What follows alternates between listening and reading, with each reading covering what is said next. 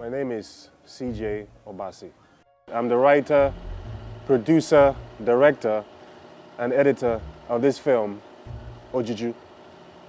And what came to my mind when I was writing this film was, basically the fact that I just wanted to do something that had a grassroots appeal.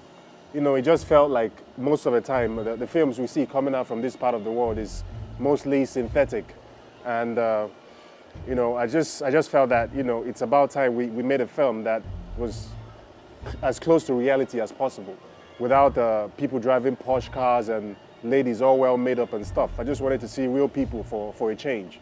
I did the research on the film the way you would expect a writer to research for the film. I got the material from the location I had. Most of the time you would have people who do Reiki after they have the script written to find a suitable location. But for OJUJU it was a different thing. It was the other way around. The script was written based on the location that I already had. And while I was in the area, I just thought it was a very interesting environment. We had a lot of interesting people, interesting characters, so to speak, like you would expect in an area of people who supposedly live below average. And I felt that this is Nigeria. This is 90% of Nigeria. Most people don't get to drive Hummers. Most people don't get to drive Murano Jeeps and stuff. Most of the Nigerians, this is how we live. So why not make a film that is based on real life, that is as close to reality as possible? And hence OJUJU. It wasn't hard to write at all because I had the material already on hand. I had all the people I needed to pull concepts from and ideas from. All kinds of people I saw within the environment was material that I needed for the script. And I tried as much as possible to stick to what was believable, what people can identify with.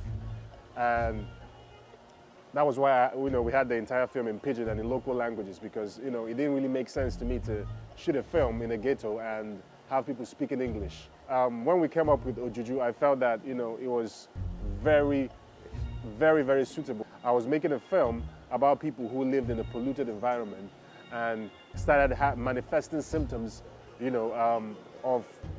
based on the environment they lived in. I wanted it to be more true to symptoms that could manifest in, say, an environment where someone drinks polluted water and you manifest symptoms of river blindness, where you have discolored eyes, or where someone is affected by rabies and you manifest rabid symptoms.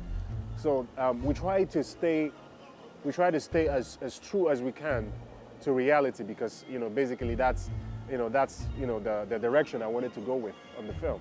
And it's a really fun film for me because as much as we try to stay true to reality, I gave myself leeway to push the envelopes on some things and make the characters as popping and as interesting as possible. I took more leeway in the set design and in the lighting of the film. So we gave each different character's room a different look and a different feel entirely. We were going for colors. We had colors for each scene, and we had smoke machine blasting through the scenes, and it was really interesting and fun for me to do that, because I've always wanted to do unconventional scenes, ever since I had dreams of being a filmmaker.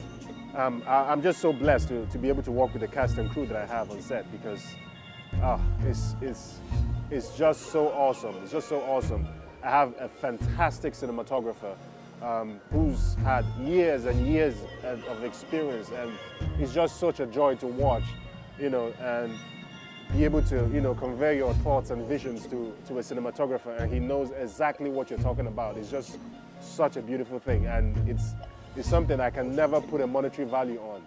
I have a fantastic producer who goes beyond me, my capacities as a filmmaker, and goes like 10 steps ahead of me even before I even start thinking of doing anything. I have a very, very fantastic crew in every way possible. The gaffers are always on point. The camera assistants, brilliant people. I have a fantastic production and art director. He's just fantastic. Some of the sets we had to build within the area, and and we had short notice, but he was able to come up with a very convincing set for for an environment that we are trying to depict. I'm just very blessed to have to be able to work with the kind of people I have, and my actors are fantastic as well. Some of the best actors in the country right now. I'm just so blessed. The geography of the area was just perfect. There's one exit in, one exit out, and I thought, what if something happened within the area, and there was no way for the people living within the area to be able to escape,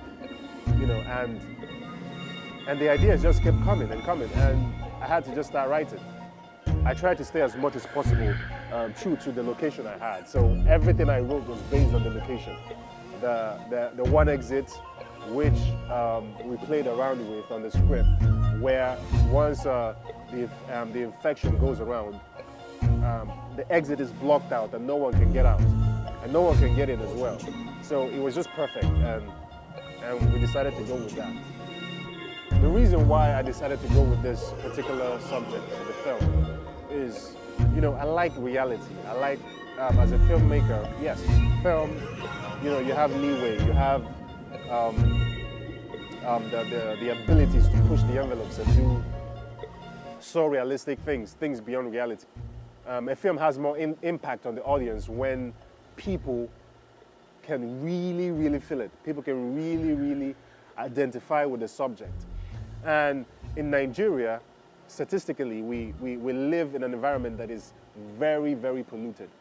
And I thought that would be an interesting subject matter, as well as a social issue in itself. In that we're talking about the degradation of the society, and we're talking about, how the society has failed the people, and how, we are constantly being sucked into the miry clay. We're constantly being sucked into this environment where, we can't really pull ourselves. For a country like Nigeria, where we have like half of the population, like 70 million Nigerians, don't have access to good drinking water, I felt that could be an underlining theme that I could incorporate into the film as well. I'm dealing with social issues, and I'm also making a fun film that everyone can enjoy.